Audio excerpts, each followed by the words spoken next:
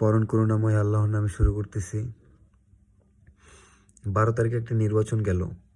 নির্বাচন সুষ্ঠু হইছে বা নির্বাচনে কারচুপি হইছে বা নির্বাচন নিয়ে আমি কোনো কথা বলতে চাই না। আমি নির্বাচন নিয়ে আসলে কোনো কথা বলবো না। আমি আসলে আরেকটা বিষয় নিয়ে কথা বলার জন্য আমি আসলে আজকে আসলাম। সেটি হলো হাদি হত্যার বিচার। কেন সেটা? কারণ বিএনপির অনেক নেতাকর্মী অলরেডি পোস্টের মাধ্যমে তাদের কথাবার্তা দেখে যেটা বোঝা যাচ্ছে যে হাদির কবর কাজী নজরুল এর পাশে কেন তার জন্য তারা রাগ পোষণ করতেছে, মানে কবর সেখান থেকে সরানোর চিন্তা করতেছে। তাদের উদ্দেশ্যে আমার এই বার্তা, আমার এই কথা যে একটা মৃত মানুষের কবর স্থানান্তর করাটা কতটা মানবিক, আর সেখানে যার কবর স্থানান্তর কথা বলা হচ্ছে সে কতটা ইমোশন যুক্ত মানুষ।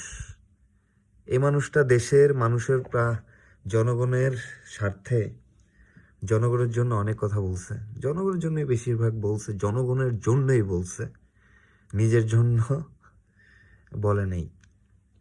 এই মানুষটাকে এতটা আক্রমণাত্মক ভাবে আক্রমণ করা হবে মৃত্যুর পরও, সেটা আসলে আমাদের জন্য দুর্ভাগ্যের।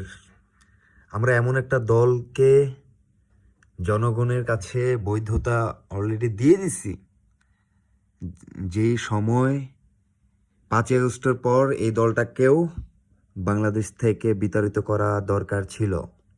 এখন বলবো ছিল, কারণ আপনারা দেখতে পারবেন, মানে নির্বাচন হয়েছে, নির্বাচন হওয়ার কিছুদিনের মধ্যেই দেখতে পারবেন অলরেডি শুরু হয়ে গেছে। তারা বিভিন্ন জায়গায়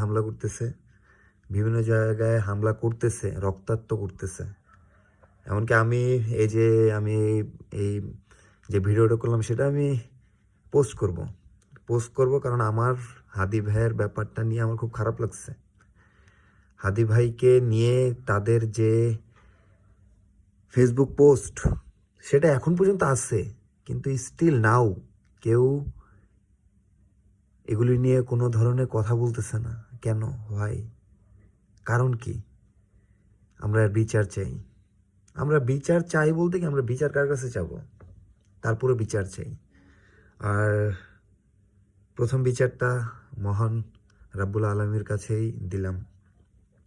প্রথম বিচার আল্লাহর কাছে দিলাম যে তোমাদেরকে তো একদিন মৃত্যুবরণ করতে হবে,